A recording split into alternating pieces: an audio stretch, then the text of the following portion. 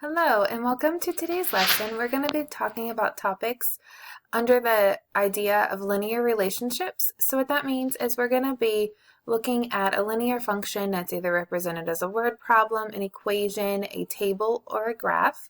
And we're going to be looking at what does that slope of that linear function represent, and what does that y-intercept represent. And so I'm going to be giving you some notes at the beginning of the lesson that are really going to help you out. So make sure that you copy those down so that you have them to reference back when you need them. And if I ever go too fast, just pause and rewind so that you can get caught back up. I'm so glad that you're joining us today, and let's go ahead and take some notes. We are going to be looking at different real-life examples and situations where you're going to have to interpret the slope from a graph, a table, an equation, and a word problem. And so just to help you find the slope and calculate it or interpret it, here's some different notes on how to do that with each of these. So from a graph, you can count the rise over the run, or if you can pull the 2 points, you can subtract the 2 y coordinates on top and subtract the 2 x coordinates on the bottom. If it's a table, you have to calculate the y change over the x change, which means you subtract the 2 y coordinates and then you subtract their 2 x coordinates underneath. If it's an equation, you're just looking at the number in front of the x that is called m. That's the letter variable that we use to represent slope. And so it's in front of the independent variable, which is typically x. And then a word problem is the slope is the rate, or aka the number that changes. So 50 miles per hour, that would be your slope.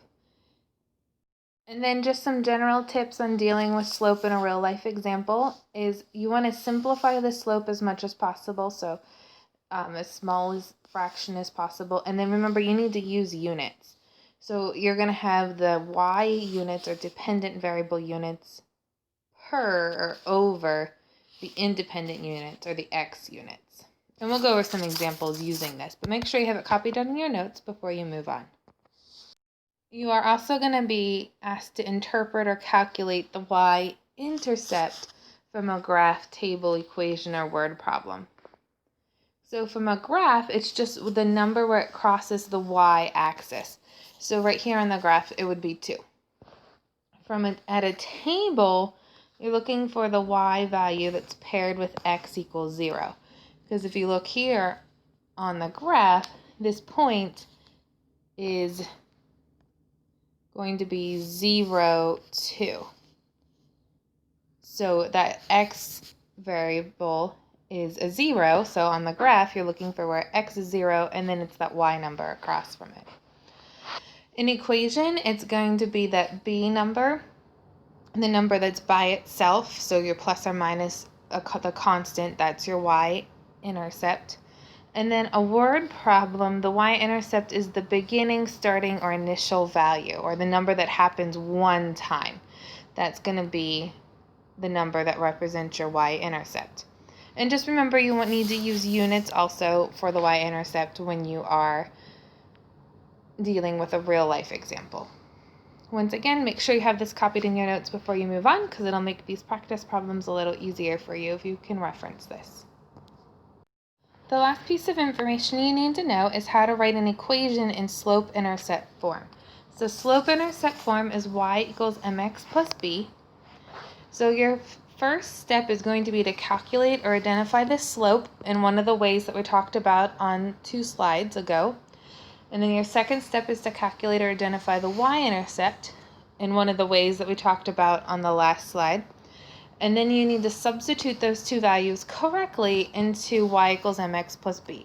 So you're going to put the slope number in front of x, and you're going to put the y-intercept number plus or minus by itself.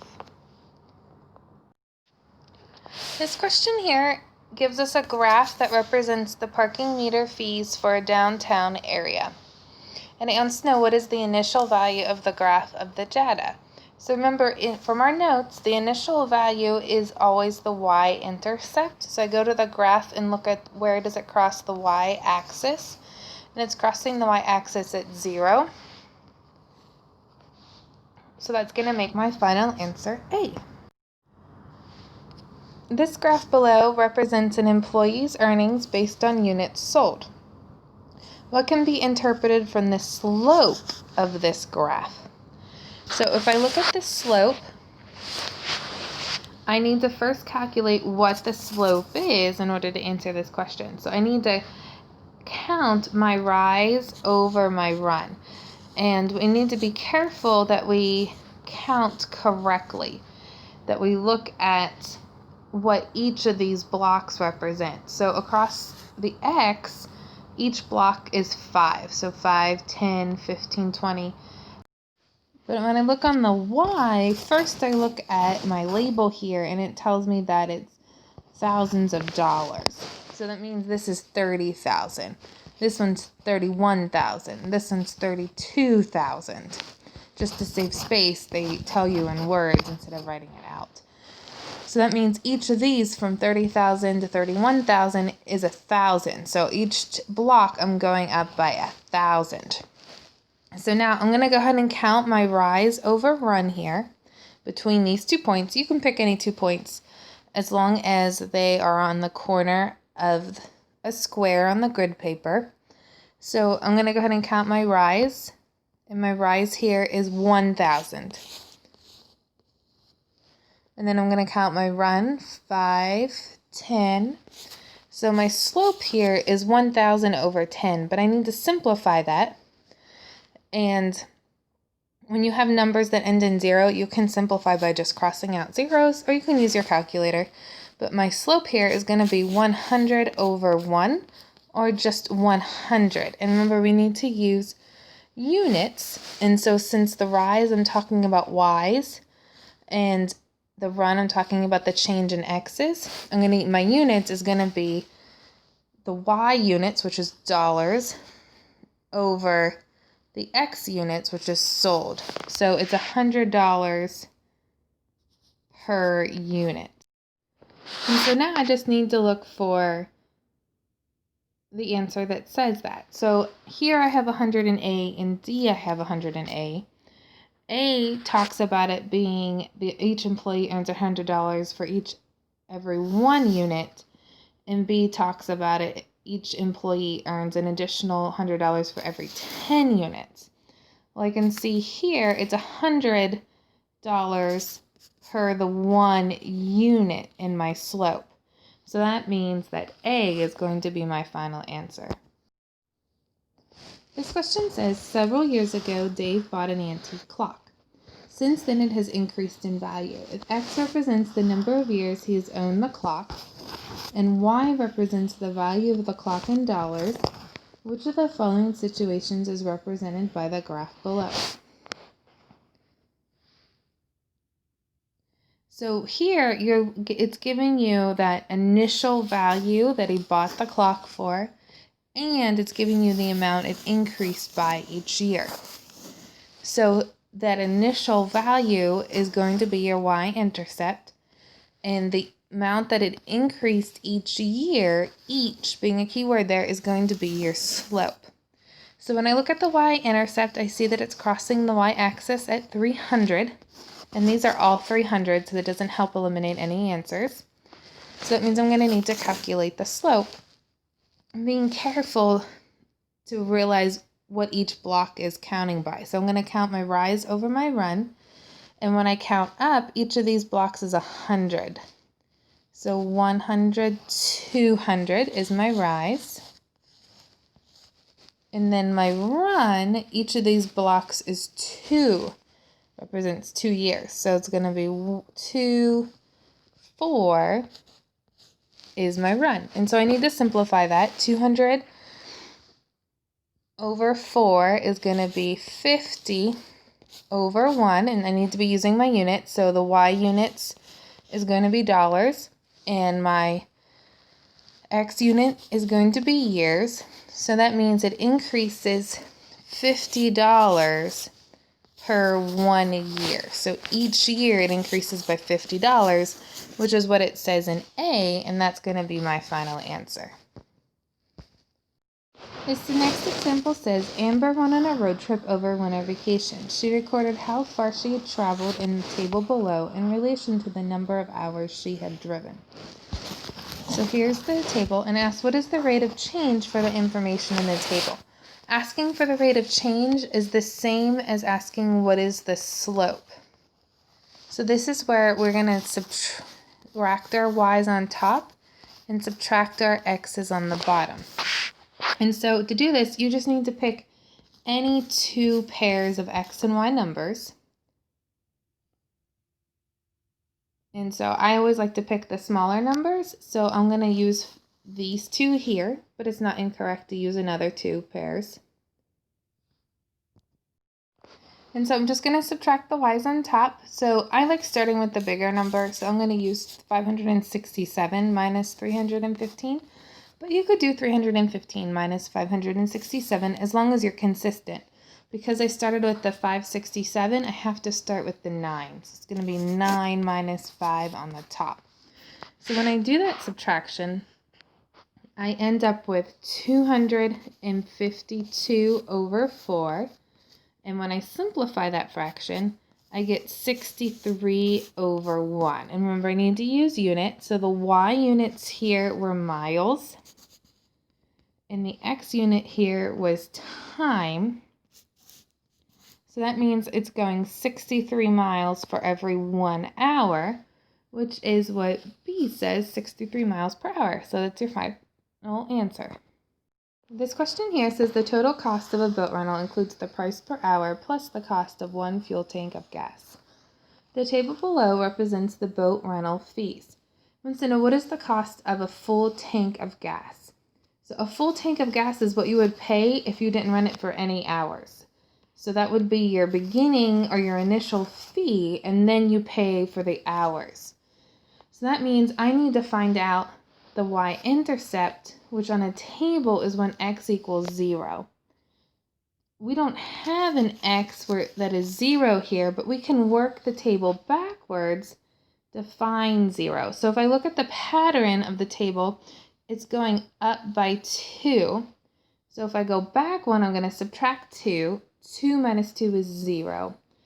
So if I just go back the y pattern once, that'll get me my cost of fuel. So if I look at my pattern here, if I take 155 minus 97, it shows me that there's a difference of 58. And the same with 155 and 213. And then 213 plus 58 is 271. So the pattern of adding 58 through the y row here holds true. So that means to go backwards, I'm going to have to take 97 minus 58, which is 39. So that means that the cost of a full tank of gas, that initial cost that you're paying, is C, $39. This question says, a company developed the following linear model to help budget annual expenses over time. In this model, X represents the number of years after 2009 and Y represents the expense budget in dollars, and you need to interpret the y-intercept. So remember, the y-intercept is that B number. It's the number that's by itself, which here they write it first, which is fine. You just need to make sure they don't automatically assume it's that last number. So here, it's not the number beside X. It's going to be this number right here.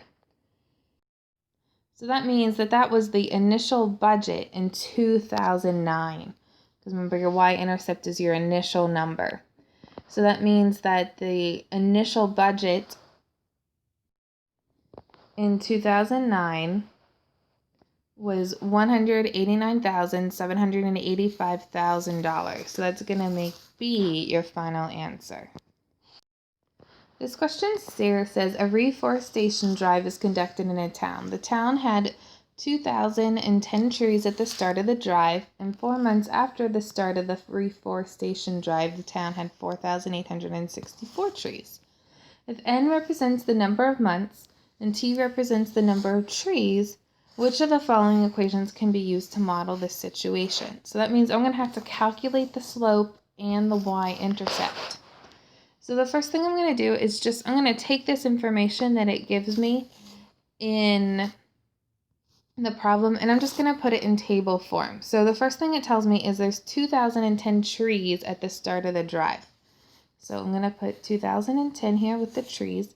And if that's the start of the drive, that means no months have passed. So that's going to be a 0 for the number of months. And then after 4 months, they had 4,864 trees. So now that I've written it in table form, I can see that my y-intercept is going to be this number where the x value, or here n value, is 0. So that means I'm looking for a problem where it has 2010 as a y-intercept. So here it puts that number by n, so that's the slope number, so it can't be b, and the same thing with c. It is the y-intercept in A, but it's negative. That doesn't really make sense.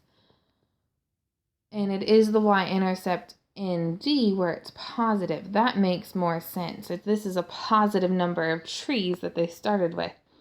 So that means it's going to be D as your final answer. If you wanted to check out the slope, you would just subtract the y. So I would take 4,864 minus 2,010. And I would subtract the x's or n's, 4 minus 0.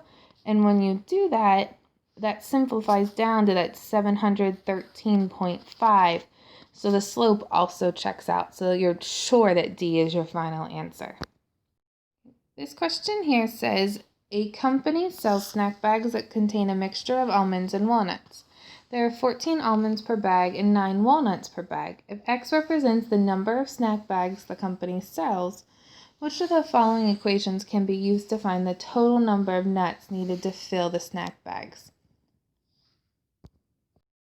So we can go ahead and create a table to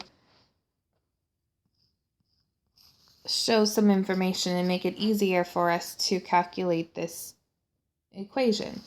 So X is the number of snack bags, and then Y is going to be what we're looking for, that total number of nuts. So if he sells 0 snack bags, he's not going to need any nuts. So those would both be 0. If he sells 1 snack bag, what's the total number of nuts he's going to need? Well, there's 14 almonds per bag plus the 9 walnuts per bag. That's 23 total nuts. If he sells 2 bags, he's going to need 46 total nuts. And so now that I have that, I can go ahead and calculate my y-intercept and slope. So my y-intercept is the number that is paired with when x is 0. And so my y-intercept is going to be 0 also here. And so if I look at A, the y-intercept is 14, B, it's 9, 23, and C, D, I don't have one because plus 0, you don't need to write plus 0. It doesn't change anything.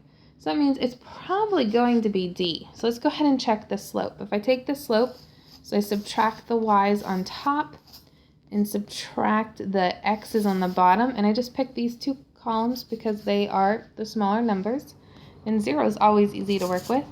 And that's 23 over 1, or just 23 as my slope. So the slope checks out also here. So that means D is going to be my final answer. Thank you for joining us today, and I hope you learned something new.